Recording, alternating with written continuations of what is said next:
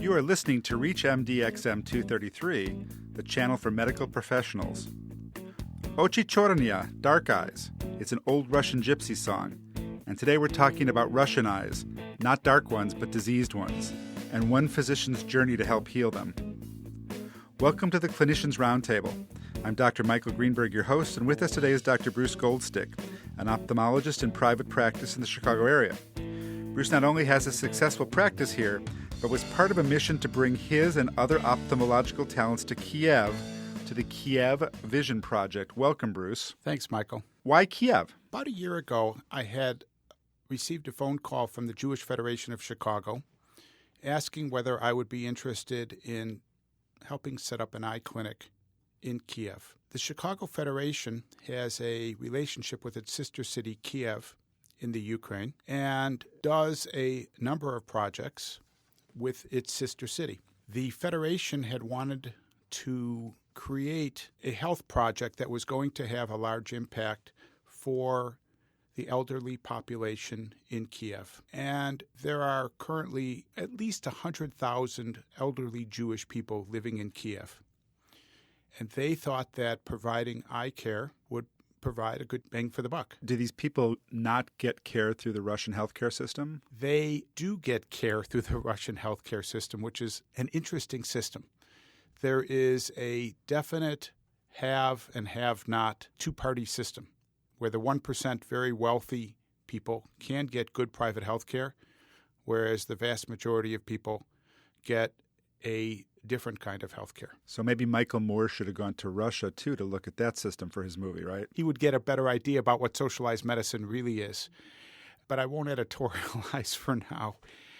So a donor had given a large amount of money, $85,000, to equip a eye clinic in a public hospital in Kiev. As it happens, hospital number 2. And there is an infrastructure in place with the Jewish Federation in Kiev, both the Joint Distribution Committee and the Jewish Agency, who take care of a lot of elderly patients, but wanted to provide the access for eye care. Now, did the Russian bureaucracy get involved in this, or was this... Before I got involved with the project, there was certain negotiations in terms of what hospital to put the equipment in, how access was going to be provided for in this public hospital for the Jewish patients. Was this only for Jewish patients? No, this was... I think you need to say that. The Federation very often, it doesn't do things just for one religion. Right. The thing that was most impressive was this was placed in a public hospital.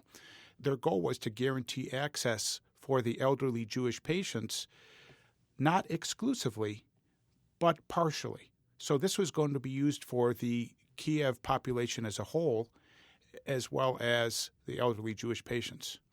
And that was a cool part of the project. But when initially negotiating which hospital to do this in, the first hospital that they had approached had some anti-Semitic overtones. And there was some question in terms of whether they were going to accept the Jewish patients in their hospital. And it was only after negotiating with this second hospital that they decided to put the equipment there. And our goal when we went there was to help educate the Ukrainian ophthalmologists who were practicing 1940s ophthalmology in many cases to learn how to use this updated equipment. Did they have any new equipment there at all? They had slit lamps probably from the 1950s. They had direct ophthalmoscopes from the 1940s. They were checking intraocular pressure from things that I've never even seen even before my residency. They were kids in a candy shop when they had received this state-of-the-art equipment. We provided slit lamps, indirect ophthalmoscopes, a YAG laser, visual field monitoring, and surgical equipment. All of this for $85,000? Yes. This was provided by an American as well as an Israeli ophthalmic equipment supplier. And I was joined by one other ophthalmologist from Chicago, a ophthalmologist who is head of Jewish Healthcare International from Atlanta, and then another ophthalmologist from Israel, whose office, interestingly enough, was bombed a week before. Were you going to teach the ophthalmologist to use the equipment or actually run the clinic? We were going basically to teach them how to use the equipment. We ended up making some house visits to patients who needed some visual diagnosis, then saw patients with them in the clinic and taught them how to use the equipment. Okay, you are listening to ReachMD XM 233, the channel for medical professionals. I'm Dr. Michael Greenberg, your host, and with us today is Dr. Bruce Goldstick, an ophthalmologist in the Chicago area, talking about his mission to bring ophthalmological care to a clinic in Kiev. So you went there. Did you pay your own way? I did not. The Federation had asked me to give a week of my time, and they were generous enough to provide my airfare and my food and housing. Tell us about what happened when you got there. First of all, it was culture shock. I had never been to the Soviet Union or any former Soviet Union countries. I did not know what to expect. When I first got there, my usual acclimation is to check into my hotel and then kind of get an idea about what's going on around my hotel, look at the people, get a flavor for what's going on. And it was atypically 90 degrees in Kiev in the middle of May. And it was oppressively hot. There was not much air conditioning. The air conditioning that would work would not be very effective. First day, I acclimated myself. The second day, I ended up going to the clinic and seeing what kind of equipment was there. Made sure that all the equipment was working properly. Did the Ukrainian doctors all speak English? None. So you had a translator? There were 3 or 4 translators that were with us at all times. There was someone from the hospital, there was someone from the Jewish Agency, there was someone from the Joint Distribution Committee who always accompanied us in order to respond to both the physicians and the patients that were coming in. So the infrastructure there was wonderful.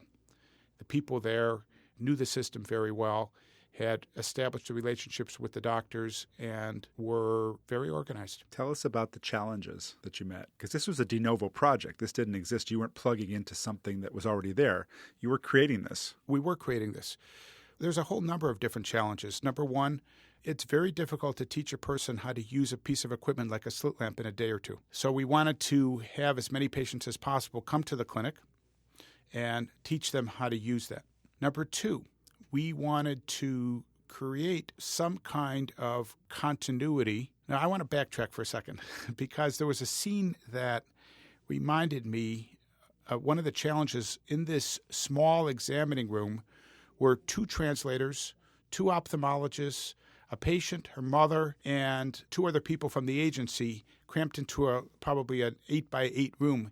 And the level of noise that was there when trying to examine a patient and all the commotion that was going on was one of those challenging kinds of episodes.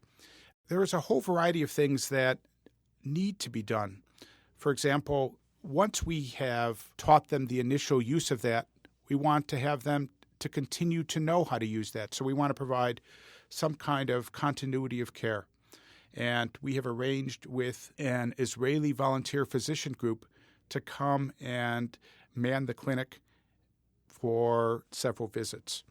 The head of the Ukrainian Department of Ophthalmology was also interested in this, and he said that he would help personally supervise some of these ophthalmologists or even send in a younger kind of ophthalmologist who was more familiar with the equipment and help reinforce some of the things that they were learned. In addition to that, we want to be able to provide access, continued access for the patients.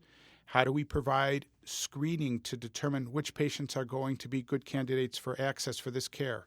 How do we provide follow-up once the patients are there?